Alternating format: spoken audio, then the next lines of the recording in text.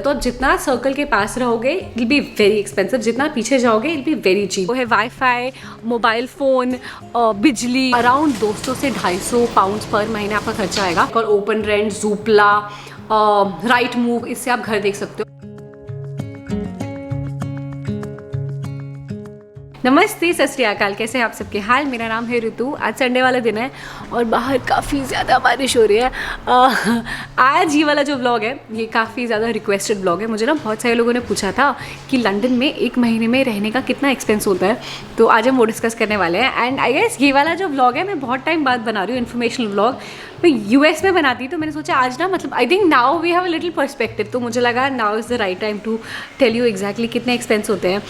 City बहुत अच्छी है, मतलब लंदन बहुत ही खूबसूरत है यार, बट यहाँ पे रहने का रोकड़ा बहुत ज़्यादा लगता है। एंड आई एम होपिंग जब आप ये व्लॉग देखो तो आपको बहुत अच्छा लगे। Let's roll. तो आज ज्ञान बांटने के लिए हमारे साथ है प्रशांत भी। हाय प्रशांत। हेलो। प्रशांत का कैसे यूज़ होता है इन्फॉर्मेशनल व्लॉग में, उसके बारे में मेरे को पता बोल लिया था कि तू रिसर्च कर ले, तू बता ले। और मैंने बहुत मेहनत किया है इसमें। Prashant is taking all my credit. हाँ, बाय द वे हमने घर में थोड़ी बहुत चेंजेस रख लिए हैं, तो फूल फाल ले आए हम थोड़े बहुत अपने घर में। फूल पत्ते लगा दिए, जंगल बना रहे हैं हम घर को। यार मुझे बहुत पसंद है, पता है पिछले वाला घर हमारा बहुत ही जंगल था, ये वाले में मुझे थोड़ा टाइम लगेगा, बट हाँ अभी थोड़ी बहुत चीज़ें आना शुरू कर दिया।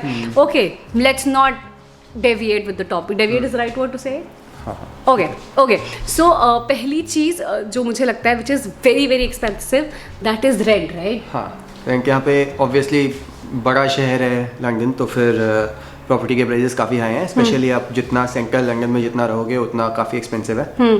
तो लंदन में ना जोन्स होते हैं, जैसे जोन 1, जोन 2, जोन 3, जोन 4, तो वैसे सर्कल होता है। तो आप जितना सर्कल के पास रहोगे it will be very expensive, जितना पीछे जाओगे it will be very cheap. तो आई गेस अगर लंदन में, सेंट्रल लंदन में 1 BHK आएगा तो अराउंड 2 से 3 हज़ार पाउंड्स का आएगा।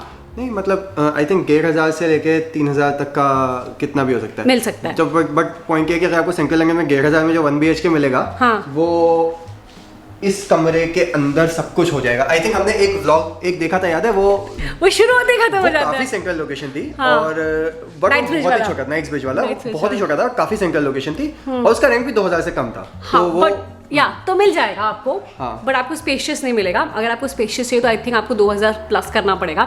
वही ये वाला जो रेट है ना, अगर आपको $2,000 का आपका बजट है तो अगर आप जोन 4 या जोन 5 में जाओगे तो आपको आराम से 2 BHK with balcony, may be a backyard आराम से मिल जाएगा। फर्स्ट चीज़, लंदन में मोस्टली घर फर्निश्ड भी होते हैं। तो जैसे ये वाला जो घर है इसमें जितना भी सामान है एक्सेप्ट फॉर कुशन्स और सब कुछ ओनर का है, हमारा कुछ भी नहीं है, ये सब ओनर का ही सामान है। और यहाँ पे अगर आप घर लेने आओ या फिर आप घर रेंट करने आओ, there are website call OpenRent, Zoopla, Rightmove, इससे आप घर देख सकते हो। अगर आप शेयरिंग में देखना चाहते हो ना, तो आप इंडियंस इन लंदन करके बहुत सारे फेसबुक ग्रुप्स हैं, वहाँ पे आप डाल सकते हो कि ये मेरा बजट है, ये मेरा लोकेशन है। अगर आपको वहाँ पे रूममेट मिल जाए तो बेस्ट रहता है। रेंट के साथ ही एक और चीज़ हमें देनी पड़ती है, वो है काउंसिल टैक्स। जैसे कि हम अभी इस पार्क में हैं, इसका जो पैसा है हमने ऑलरेडी दे रखा है। इस जगह का एक्सेस सबके पास नहीं है। ट्रैश जितना भी, मतलब वो जो कूड़ा उठाने वाले आते हैं और रोड्स मेंटेनेंस, इन सब का एक टैक्स जाता है, that is council tax, right. यहाँ का local council, basically local municipality का मान लो, वो लेते हैं हमसे एक, वो हमारा एनुअल टैक्स आता है जो हमें मंथली इंस्टॉलमेंट्स में हमें भरना होता है। और वो रेंज करता है एनीवेयर फ्रॉम $60-70 भी होता है, तो कुछ 200 प्लस भी होता है। इट ऑल्सो डिपेंड्स ऑन तुम्हारा घर कहाँ है, किस साइज का है, तो उस हिसाब से मतलब। और अगर तुम अकेले रह रहे होते हो तो शायद 25% ऑफ मिलता है इसमें, discount, if you are living alone. Also like एक सरप्राइजिंग चीज़ जो लोगों को पता नहीं होती, तो सेंट्रल लंदन है, वेस्टमिंस्टर वाला एरिया, जहाँ पे जो बिल्कुल सेंट्रल में वहाँ पे एक्चुअली महंगा नहीं है, वहाँ पे सस्ता है काउंसिल टैक्स, क्योंकि वहाँ पे खुद पैसे देने पड़ते हैं ना, ये जो बैठते हैं आराम से, पॉलिटिशियंस रूल बनाने वाले लोग वहीं रहते हैं ना, तो विच इज मतलब जब हम नए आए थे हमें लगा था ये सबसे ज़्यादा एक्सपेंसिव जगह, इनका काउंसिल टैक्स सबसे ज़्यादा होगा, but this is actually the possible. एक और खर्चा जो होता है वो है ट्रैवल का। यूजुअली यहाँ पे लोगों के पास सेंट्रल लंदन में गाड़ियाँ नहीं होती है, मतलब हम लोग तो आराम से वी आर डूइंग फाइन, क्योंकि यहाँ पे बहुत सारे ट्रांसपोर्ट्स हैं, mode of transports. I think train बहुत पास है हमारे, बस स्टेशन भी बहुत पास है, and it is also not that expensive. अगर यूजुअली यहाँ पे 1.5 से 2 पाउंड में बस का टाइप हो जाता है, राइट। 1.5 पाउंड करीब का बस का खर्चा होता है। और अगर ट्रेन से जा रहे हैं तो जितना दूर जा रहे हैं, अगर हम जोन 1 जोन 2 में रह रहे हैं तो आई थिंक 2.5 पाउंड का पड़ता है, जो कि मेरा ऑफिस रोज आने जाने का खर्चा होता है। अगर हम दूर रहोगे तो फिर थोड़ा ज़्यादा पड़ता है। इसमें इरिस्पेक्टिव ऑफ जैसे न्यूयॉर्क में होता था ना, respective of whatever location you are going, ऐसा नहीं है। यहाँ पे आपको हर जोन के हिसाब से पैसे देने पड़ते हैं। अगर आप बाहर से अंदर आओगे, जोन 4 जोन 5 से अंदर आओगे तो इट बी एक्सपेंसिव। अगर आप जोन 1 जोन 2 में अंदर ही अंदर घूमोगे इल बी ओके, राइट। और कुछ लोग बाय द वे यहाँ पे साइकिल से भी ट्रैवल करना पसंद करते हैं, तो यहाँ पे बहुत सारी public open to use cycle है जो हायर पे मिल जाती है। हाँ। उसमें तुम्हें 2 पाउंड देने होते हैं 24 घंटे के, और 2 पाउंड के अंदर तुम कितनी बार भी साइकिल ले सकते हो 30-30 मिनट के लिए। सही, अगर ऑफिस जाना तो इट बी वेरी तो अगर चीप। तुम्हारा ऑफिस आसपास है तो साइकिल लेके चले जाओ। साइकिल लेके और उबर बोट भी तो होती है यहाँ पे। उबर बोट भी होती है, बट वो एक्सपेंसिव होती है। वो उसका अगर 6 तुम्हें या 7 स्वैग में पाउंड रहना है, लगता हाँ। तो तुम तो उबर कभी कभी बोट मजे ले लेना है, या फिर तुम्हारा मतलब नदी के पास ऑफिस होना है चाहिए, वो और लोकेशन दूर पे। पड़ता है और चीज़ों से, तो फिर बोट से चले जाओ। 6 पाउंड का उसका खर्चा पड़ता है शायद। तो यूजुअली अगर एक महीना एक बंदा रहे तो कितना रहेगा उसका? लगभग 150, 200, 100 से 150, डिपेंड्स कि तुम किधर रहते हो और कहाँ तुम्हारा ऑफिस अगर वो है। साइकिल से ट्रैवल कर रहा है तो 50 पाउंड में भी हो जाएगा काम। जो गाड़ी है हमारी बिल्कुल भी नहीं है, क्योंकि हम तो गाड़ी लेने के मूड में नहीं है। वैसे यहाँ पे गाड़ी थोड़ी सस्ती होती है इंडिया से, बट पार्किंग काफ़ी ज़्यादा एक्सपेंसिव होती है। तो हमारे यहाँ कितनी है लगभग प्रशांत पार्किंग? यहाँ पे 200 से 300 पाउंड के आसपास पार्किंग होगी, डिपेंडिंग ऑन कहाँ तुम पार्क कर रहे हो, क्योंकि जोन 1 जोन 2 में पार्किंग काफ़ी एक्सपेंसिव है। अगर तुम नहीं आ रहे हो, मतलब अगर तुम जोन 2 के बाहर रहते हो आउटसाइड लंदन, आई थिंक वहाँ पे फ्री में भी मिल जाएगी पार्किंग में भी। करेक्ट। और ये कंजेशन चार्ज भी तो होता है यहाँ पे, वो क्या है? हाँ, तो जो एकदम बिल्कुल सेंटर ऑफ द लंदन है ना, जहाँ पे ऑफिसेज वगैरह वाला एरिया है, वहाँ पे अगर आप जाओगे तो वहाँ पे कंजेशन चार्ज देना पड़ता है 15 पाउंड का, अगर आप पीक आवर्स में जा रहे हो। 15 पाउंड पर डे, जितनी बार तुम दिन में जितनी बार तुम्हारी गाड़ी एंटर करेगी, राइट। जिस दिन भी तुम्हारी गाड़ी एंटर करेगी उस दिन पे करना होता है। हाँ। इसके अलावा एक अल्ट्रा लो एमिशन जोन होता है, जो कि जोन 1 जोन 2 का most of the zone 1 zone 2 उसमें आ जाता है। वो उसमें ऐसा है कि अगर तुम्हारी गाड़ी का एमिशन ज़्यादा है तो बेसिकली अगर तुम्हारी गाड़ी पेट्रोल या डीजल कार है तो वो वाला खर्चा तुम्हें पे करना पड़ेगा। वो करीब 12 पाउंड पर डे होता है। और इस वजह से अगर यहाँ पे देखोगे तो बहुत सारी इलेक्ट्रिक गाड़ी है। ये इलेक्ट्रिक गाड़ी है, ये भी इलेक्ट्रिक, वो हाइब्रिड है। वो उसके पास बहुत पैसा है, उसके बारे में मन नहीं बात करते हैं। एक और खर्चा होता है जो सबका होता है, वो है वाईफाई, मोबाइल फ़ोन, बिजली, पानी, यूटिलिटीज़, मंथली यूटिलिटीज़, ठीक है। तो यहाँ पे अगर मैं आपको बताऊँ तो हमारा जो मोबाइल का बिल है वो अराउंड 15 पाउंड का आता है, और हमारा पर महीने हम पे टू गो करते हैं, हमारा प्रीपेड सिम है। इनफैक्ट यूएस में बड़ा मुश्किल होता है ना प्रीपेड ढूंढना। यूएस में प्रीपेड नहीं मिलता है या फिर बहुत महंगा मिलता है, तो पोस्टपेड किसी के साथ प्लान में आ जाते हैं। या हमें पता चल गया है, हमने ले लिया है। अगर वाईफाई का मैं बताऊँ, वाईफाई का कितना आता है प्रशांत? हमारा लगभग वाईफाई का हमारा तो 35 पाउंड आता है। हाँ। बट अगर तुम चाहो तो फिर 20-25 पाउंड से भी मिल जाता है। हम लोगों को अपलोड स्पीड थोड़ी ज़्यादा चाहिए थी, तो उसके लिए हमें एक्सपेंसिव लेना पड़ा। वो जो मैं वीडियो आपके लिए बनाती हूँ ना, उसको मुझे अपलोड करना पड़ता है, और यूजुअली इसमें काफ़ी टाइम लग जाता है। और यहाँ पे वाईफाई के साथ केबल और लैंडलाइन भी बंडल होकर आ जाता है। अगर तुम्हें खरीदना हो तो उसके 25-30 पाउंड एक्स्ट्रा लगता है। और पानी का बिल? पानी का बिल यहाँ पे कुछ जगह मीटर होता है, कुछ जगह नहीं होता है, इंडिया की तरह। तो आई थिंक वही 30-40 पाउंड टाइप्स आता है, और वो मोर और लेस फिक्स होता है पानी का बिल। बिजली का बिल? बिजली का बिल तो यार यूजेज पे डिपेंड करता है। हाँ। हमारा मेरे को लगता है ज़्यादा आता है, क्योंकि हमारे घर के अप्लायंस थोड़े पुराने हैं। हाँ, उससे भी काफ़ी फर्क पड़ता है। आई थिंक 50 पाउंड से 70 पाउंड तक, 40-50 पाउंड से 70 पाउंड तक आता होगा कुछ। इनफैक्ट गर्मियों में कम आएगा, क्योंकि यहाँ पे एसी तो होते नहीं है। हाँ। सर्दियों में ज़्यादा आएगा क्योंकि यहाँ पे हीटर होते हैं। तो पानी कर लिया हमने, पानी का बता दिया।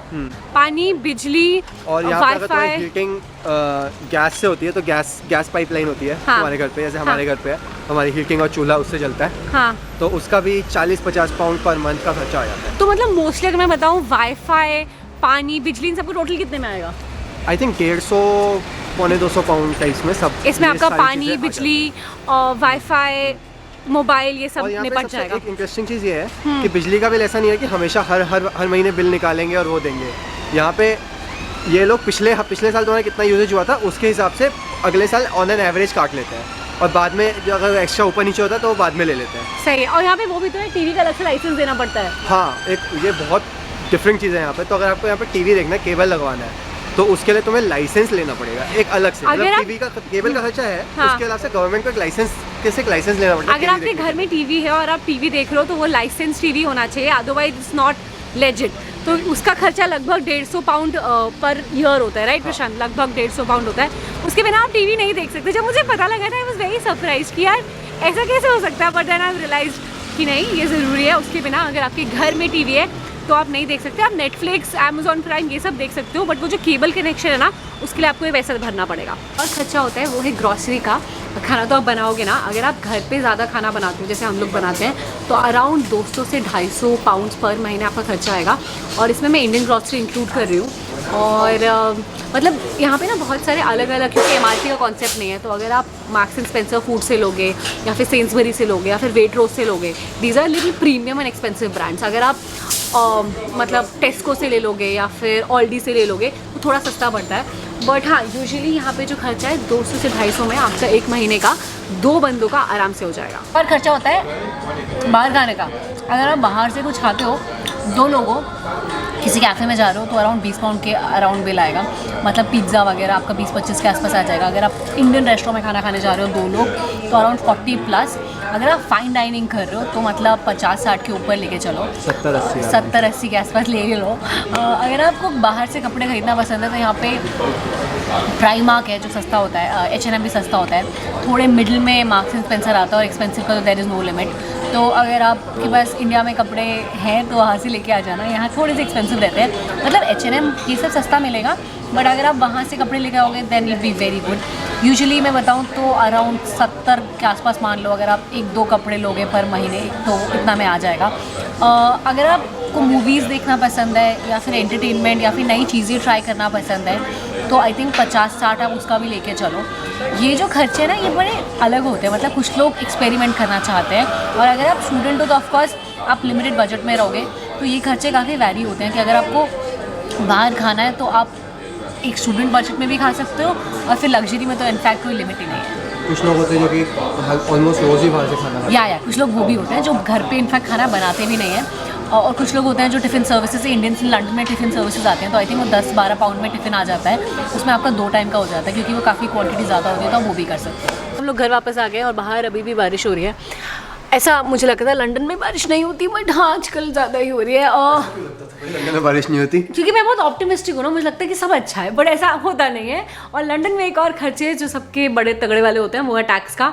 तो मतलब यहाँ पे स्लैब दूसरा है। तो what's the slab Prashant? 20 I think 12,000 के ऊपर 20% लगता है और 50,000 के ऊपर 40% लगता है। तो ये मोस्ट ऑफ द लोगों का होता है। अगर आपकी इनकम बहुत ज़्यादा है 150 के से ऊपर 45% लगता है।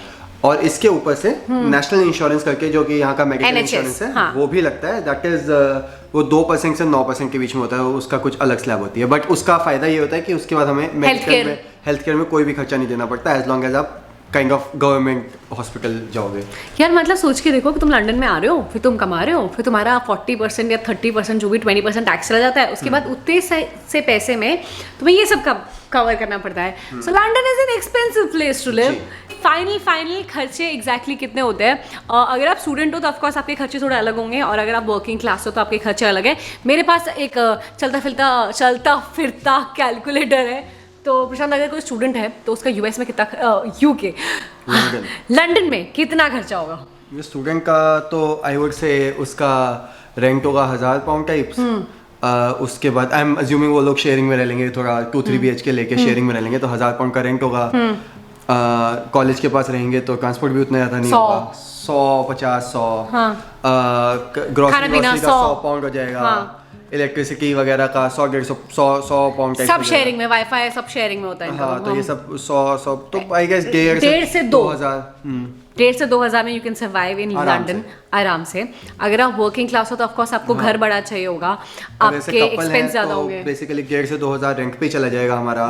फिर उसके अलावा 200-250 की ग्रोसरी, 150 टाइप के यूटिलिटीज 400 हो गया। उसके अलावा ट्रांसपोर्ट का 200 टाइप, काउंसिल टैक्स पर पर्सन, राइट? ट्रांसपोर्ट का काउंसिल टैक्स 400 हो गया तो करीब 3,000, 2,500-3,000 टाइप, 2,500 के आसपास। और पता है क्या ना कि जो खर्चे हम आपको बता रहे हैं ना 3,000 पाउंड, ये कई लोग 2,000 में भी निपटा सकते हैं और कई 4,000 में भी नहीं हो सकता, क्योंकि आपके खर्चे, आपका लाइफस्टाइल, आप कहाँ रह रहे हो, आप क्या कर रहे हो, वो सब पे बहुत डिपेंड करता है। बट अगर आप लंदन में 1 महीना रहना चाहो या फिर अगर आप 1 महीना रहोगे तो आपको 3,000 पाउंड मिनिमम खर्च करना पड़ेगा। तो इसी के साथ आज का ज्ञान समाप्त होता है। आई एम होपिंग आपको मजे आए होंगे। अगर आपको लंदन और न्यूयॉर्क के बीच में जो डिफरेंस है या फिर हमें ये जगह अच्छी लगती है या वो अच्छी लगती है, एग्जैक्टली चल क्या रहा है हमारी लाइफ में, वो जानना है तो कमेंट करना। आपको ये वाला व्लॉग कैसा लगा प्लीज़ मुझे बताना। इस बार जो प्रशांत का यूज़ था वो अपार्ट फ्रॉम जोक्स काफ़ी कैलकुलेशन में और इन्फॉर्मेशन में यूज़ हुआ। Thank you so much for watching. Free है क्योंकि प्रशांत, सब्सक्राइब कर देना। क्या बोलना था? सब्सक्राइब कर दो। या यू रिमेंबर हम शुरू में ये करते थे, ठीक है? कमेंट करके मुझे बताना आपको ये वाला व्लॉग कैसा लगा। अपने फ्रेंड्स के साथ शेयर करना और कृपा दृष्टि अपनी बनाए रखना। Bye bye.